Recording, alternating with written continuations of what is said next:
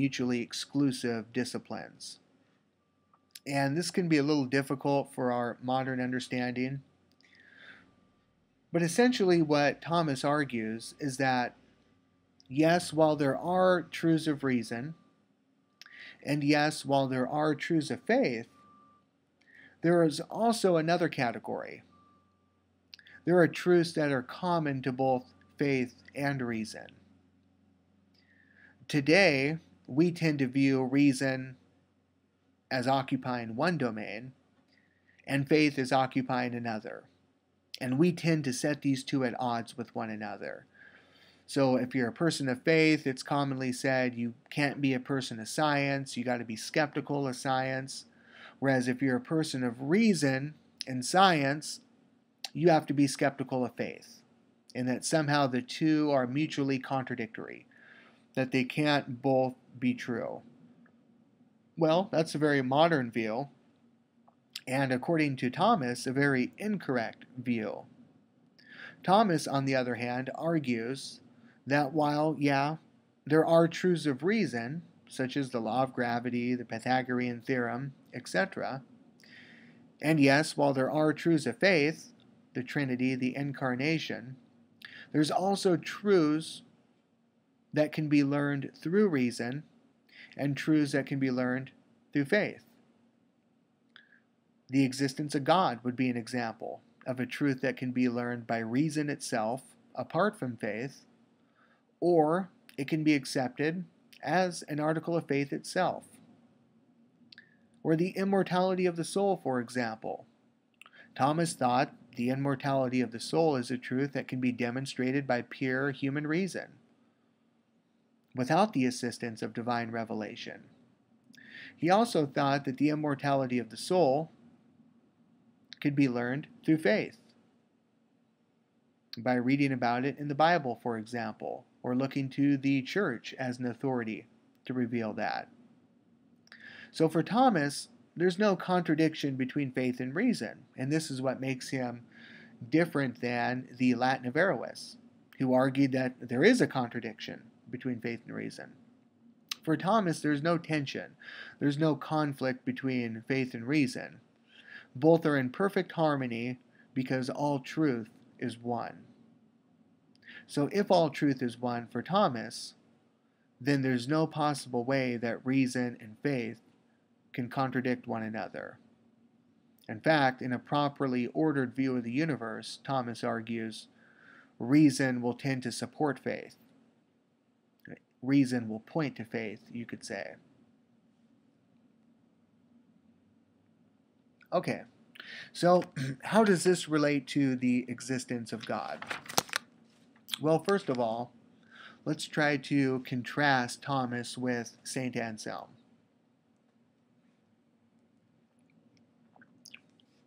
As we know from the last lecture, St. Anselm argued that the existence of God can be proven simply through an a priori argument. And that argument has come to be known as the ontological argument. Now, although Thomas Aquinas believes in God, and although he ultimately believes you can prove God through reason, he's not satisfied with Anselm's argument. In fact, he's very critical of Anselm's argument. He doesn't think it works the way that Anselm would have us think that it works. For Aquinas, God's existence cannot be known or proven a priori. Thomas will give us a different proof for God's existence. Instead of arguing a priori, Thomas will argue that God's existence can be proved a posteriori. Now remember, a posteriori means that which is dependent upon sense experience. So for Thomas, observation, experience, our perception of physical objects, physical reality, will be essential for his proof of the existence of God. Whereas for Anselm, observation, experience, etc., were completely unnecessary. One could simply prove God by thinking about the idea of God. Aquinas also rejects the notion that God's existence is an innate idea. So, unlike some of the modern rationalists, such as Descartes and Leibniz, who thought the idea of God is an innate idea, Aquinas doesn't think that God's existence is an innate idea. So he would differ from the modern rationalists in that regard as well. And Thomas, in his Summa, goes through and he critiques other philosophers who have argued that God can be known through our innate idea of God. Finally, for Aquinas, humans have no a priori knowledge of God's essence, as Anselm argued. For Aquinas, the human intellect is limited.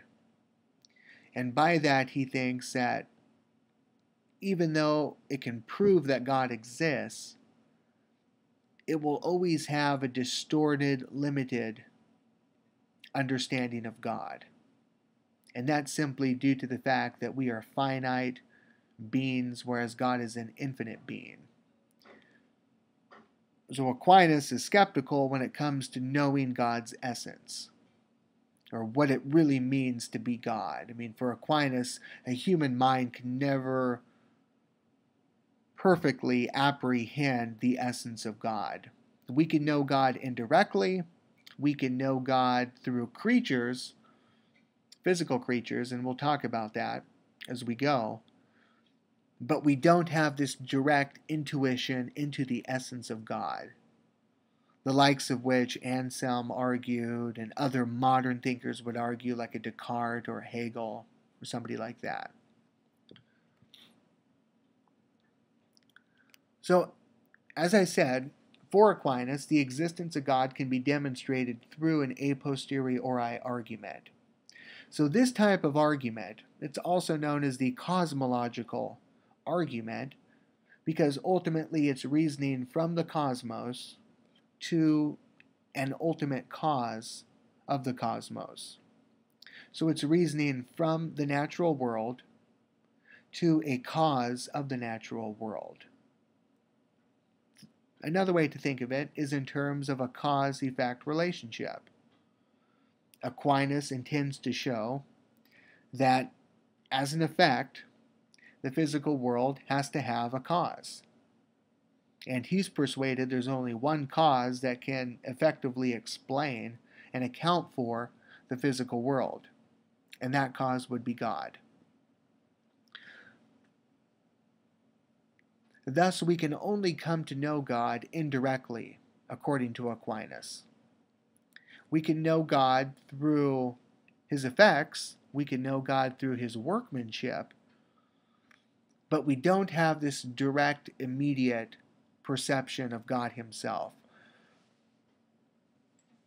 And what Aquinas is doing here, he's patterning these arguments after the works of Aristotle. And Aristotle was very scientific in his analysis. Aristotle wasn't someone prone to mystical illusion, direct intellectual apprehension of an object. Aristotle was too rigorous of a scientist for that. And Aquinas, in adopting much of Aristotle's philosophy, reasons in the same way. So to know God, we have to know God through his creation. We have to know God through nature. Now, of course, for Aquinas, there's another way to know God, and that would be through revelation or through the church. But I'm here speaking strictly of what we can know about God through reason. And for Aquinas, if we know God through pure, unassisted human reason, we have to approach him through his effects, or through the natural world. Because we have to approach God through his effects, our knowledge will always be limited or imperfect or distorted. So again, we're never going to have that perfect knowledge